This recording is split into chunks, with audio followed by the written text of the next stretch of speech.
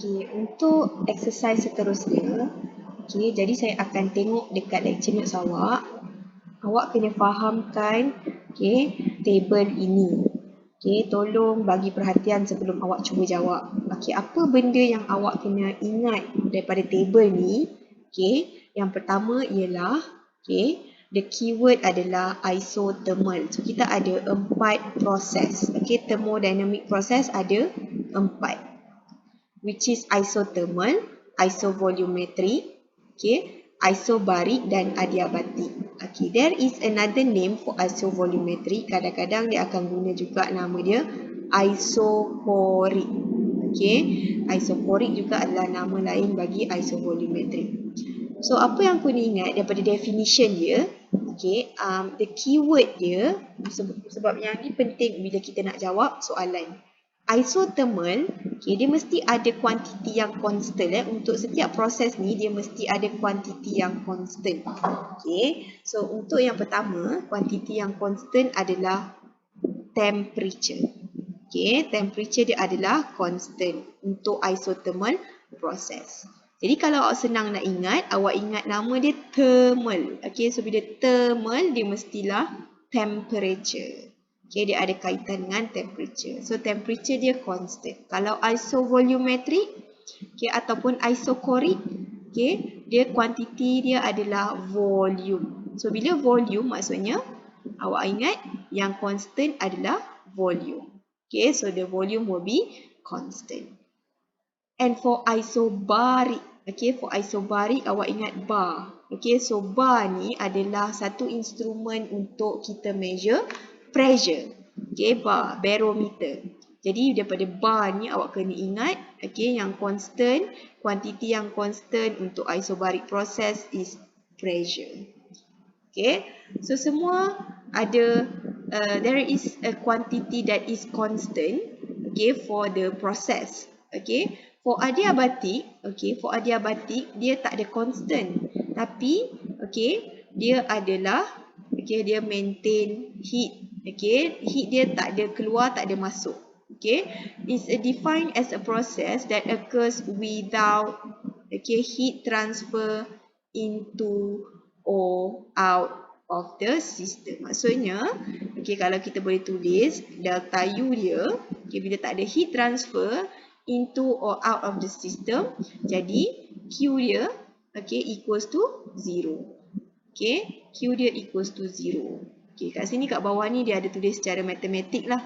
Okay, dia ada tulis secara matematik, saya akan explain lagi lah.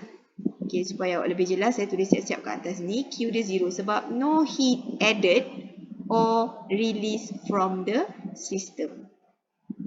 Okay, so untuk yang graf ni, awak kena ingat macam mana nak lukis graf. Sebab kita akan lukis nanti, okay, kita akan sketch graf untuk soalan sketching nanti. Jadi awak kena ingat shape of the graph for each process. Kalau isothermal, graph dia curve macam ni.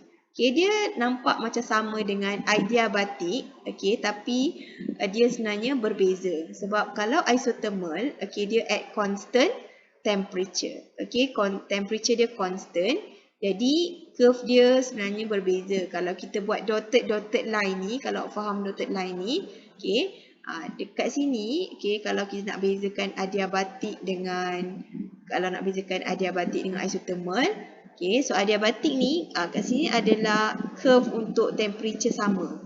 Okay, untuk curve yang kuning ni, temperature dia sama. Adiabatic, okay, dia akan jadi yang tengah ni, kita ambil yang biru tu, Okay, so yang biru tu adalah adiabatic. Okay, so this one is adiabatic. Nampak tak perubahan dia? Initial dia kat sini. Okay, dia turun ke bawah.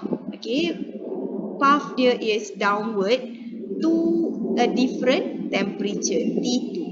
Okay, dotted line yang pertama ni adalah T1, temperature dia T1. Dotted line kedua ni, temperature dia T2. Okay, so path dia adalah daripada temperature 1 pergi ke temperature 2. Okay, temperature dia drop. Okay, walaupun temperature dia drop, tapi kita maintain there is no heat is added or out of the system. Kita insulate sistem kita tu supaya tak ada heat keluar. So Q equals to 0. Tak ada heat keluar dan tak ada heat yang masuk. Tapi temperature drop. Okay. Tapi untuk isothermal ni, curve dia adalah untuk same temperature. Okay, temperature dia constant. Okay, T is the same. Untuk isovolumetric dan isobaric, okay, kalau isovolumetric, volume constant. So, kalau sini initial, dia nak pergi kat final sini. Okay, path dia is upward. As you can see that, the pressure is increasing. Tapi volume dia adalah sama. Dia volume dia dekat sini, initial state 1, final state 2. Okay, so volume dia masih lagi dekat sini. Okay, dia sama. Sama juga untuk pressure. So, untuk pressure yang berubah adalah volume. So, ini initial state and this one is the final state. So, the path is going to the right. The process is going to the right and it's called isobaric process because the pressure is constant along the process. Okay, so untuk graph habis. So, kita punya proses ni yang pertama untuk isothermal dia obeys Boyle's law. Okay, jadi awak kena hafal equation untuk isothermal process. Kita akan guna P1 V1 equals to P2 V2. Later bila kita nak plot graph, kita akan tengok balik equation Boyle's law ni. P1 V1 equals to P2 V2. Okay, untuk pressure law adalah isovolumetric process. Dia obeys pressure law. Okay, isovolumetric. Awak kena hafal juga yang P1 over T1 ni. Nanti kita akan guna. Dan yang ketiga, dia akan guna Charles Law. It obeys Charles Law. So, mathematically, we can write down. Okay, mathematically, kita boleh tulis. Kalau untuk isothermal process, keyword dia tadi temperature is constant. Jadi, bila temperature, kita kaitkan dengan U. Okay, bila since temperature constant, jadi dia tak ada perubahan internal energy. U ni internal energy. So, this is the internal energy.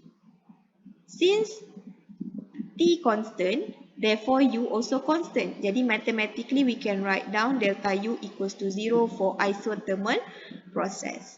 Jadi, bila kita masukkan delta U equals to 0 dalam first law of thermodynamics kita, okay, delta U equals to Q minus W. Kita masukkan nilai delta U equals to 0. Akhirnya kita akan dapat untuk isothermal process, heat is equal to the work done by the system. Q sama dengan W.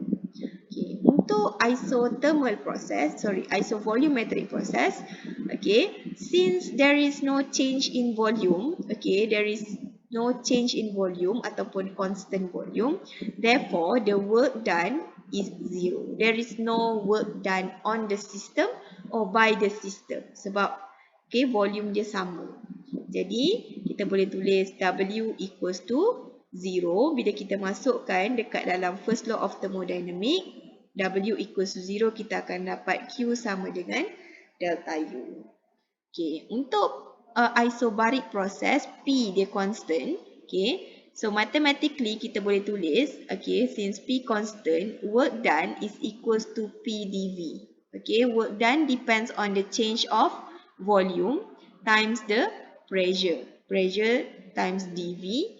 Okay, kita akan dapat rumus kita, masukkan W tu equals to P dV. Dalam rumus kita akan dapat equation first law kita. Delta U equals to Q minus P delta V. So, delta V ni tadi adalah, okay, delta V is equals to V2 minus V1. Okay. Untuk adiabatic, okay, since there is no heat added, okay, or released from the system, Q equals to 0, kita substitutekan Q equals to 0, kita akan dapat delta U equals to negative W. Okay, so yang kat bawah ni boleh baca sendiri. Okay, nanti kita akan gunalah all this information in the exercise.